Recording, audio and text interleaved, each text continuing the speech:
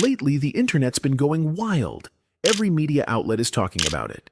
Scientists might have just pulled off the impossible. After years of wild experiments and cutting-edge science, of a supposedly extinct dire wolf were born. And now, people are losing it. The big question that's got everyone talking: can we actually bring animals back from extinction? Like, for real? Today, we're stepping into a tale that's equal parts wonder and debate. The de-extinction of the dire wolf.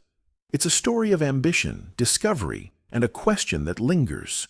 Should we really be doing this? Grab a snack, settle in, and let's embark on this incredible journey together. Every epic story needs its heroes, and this one has two. Meet Ben Lamb, a tech whiz who loves big, bold ideas, and George Church, a geneticist so brilliant he's practically a living legend. Back in 2021, these two teamed up in Dallas, Texas, to create Colossal Biosciences, a company with a mission that sounds almost too wild to believe: bringing extinct animals back to life. Colossal didn't stop at one species. They've got their sights set on the woolly mammoth, aiming to create a cold-loving hybrid by 2028. Then there's the dodo, that goofy bird we lost centuries ago, and the Tasmanian tiger, a striped predator hunted out of existence. With over $435 million from investors, including big names like Paris Hilton and Thomas Tull, they're not just dreaming, they're doing. And their latest project? The dire wolf. That's right, in late 2024 and early 2025, Colossal announced they'd de-extincted the dire wolf, and the world lost its mind. But to understand why this matters, we need to know who the dire wolf was. Let's rewind the clock thousands of years. Close your eyes and imagine North America, 125,000 years ago. The land is teeming with megafauna, mammoths, saber-toothed cats, and towering bison. And right at the top of the food chain, the dire wolf, or Enociondirus. These weren't today's average wolves. Standing 2.5 feet tall at the shoulder and weighing up to 150 pounds, they were bigger, bulkier, and way more intimidating than today's gray wolves. Their secret weapon was those jaws. Built to crush bone, they could take down prey or scavenge leftovers with ease. Dire wolves lived in packs, roaming across what's now the US and Mexico, hunting giants like horses and camels. Fossils from places like the La Brea tar pits, where thousands of their skeletons have been found, paint a picture of a fearsome predator perfectly adapted to its world. But then, around 13,000 years ago, that world started to crumble.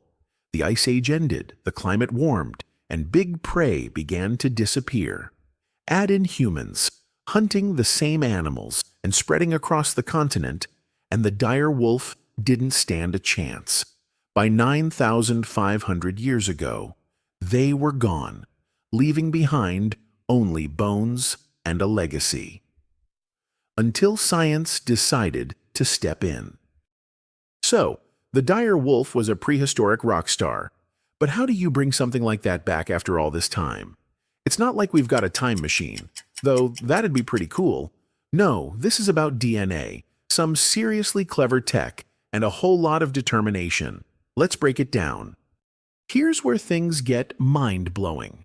To resurrect the dire wolf, you need its blueprints, its DNA. Scientists turned to fossils, like a 13,000-year-old tooth and a 72,000-year-old skull, both packed with genetic clues. Even after all those years, they managed to pull out enough DNA to sequence it. And what they found was a game changer. Dire wolves share 99.5% of their DNA with gray wolves, the ones still roaming parts of the world today. That's like the difference between you and a cousin a few times removed. Close, but not identical. So the idea was to take gray wolf DNA and tweak it to match the dire wolf's. But how do you edit DNA? That's where CRISPR comes in. Think of CRISPR as a pair of super-precise molecular scissors. It can snip out bits of DNA and stitch in new ones, letting scientists rewrite the genetic code like a programmer fixing a buggy app. For the dire wolf, they zeroed in on 20 key genes, ones that control stuff like size, fur thickness, and that bone-crushing bite. They took gray wolf embryos, used CRISPR to edit those genes, and then planted the modified embryos into donor eggs from domestic dogs. Those eggs went into surrogate moms, big, sturdy hounds, chosen for the job. After 8 attempts, averaging 45 embryos each time, 3 little miracles arrived. Meet the stars of our story: Romulus and Remus, born October 1st, 2024, and Khaleesi, born January 30th, 2025. These pups are living in a 2,000-acre facility, surrounded by high fences and watched around the clock. They're fed meat and bones twice a day, and they're starting to act like wolves, sniffing around, playing, and figuring out their world. But here's the twist. They're not pure dire wolves. They're gray wolves with a dash of dire wolf DNA, and that's where the plot thickens. These pups are adorable, no doubt, but they've sparked a huge debate. Are they really dire wolves, or are they something else entirely? Scientists like Dr. Jacqueline Gill, a paleoecologist, hit back hard.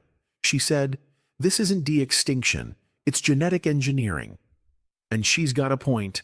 Out of thousands of genes, only 20 were changed. It's like taking a Toyota, swapping out a few parts, and calling it a Ferrari. While Colossal's busy playing with the past, the present's in trouble. Over 41,000 species are threatened with extinction right now. Take the red wolf. Fewer than 20 are left in the wild. Colossal's actually cloned some red wolves using tech from the Dire Wolf Project, which could boost their numbers. But here's the rub. Millions of dollars are flowing into de-extinction while living species are fighting to survive. Dr. Jerry Coyne, an evolutionary biologist, puts it bluntly. We should focus on saving what we have, not making new stuff. Then there's the world these dire wolves would live in. The Pleistocene is long gone. Today's ecosystems are totally different. Releasing them could throw things out of whack. In Yellowstone, gray wolves balanced things out by controlling deer, but dire wolves, they're bigger, hungrier. They might clash with modern predators or snack on livestock, ticking off farmers. Dr. Michael Knapp asks, where's the habitat? And what about human-wolf fights? And what about the pups themselves? With just 3, inbreeding's a real risk. Think health issues and weaker genes. To make a healthy population, you'd need at least 500 wolves. That's where you come in. What do you think? Is de-extinction a scientific win or a risky gamble? Should we resurrect the past or fight for the present? Drop your thoughts in the comments. I will read them. If this video got your brain buzzing, hit that like button, subscribe, and ring the bell for more wild science stories. Thanks for hanging out with me today. Tell me, what do you want to see in the next videos? See you next time. Peace.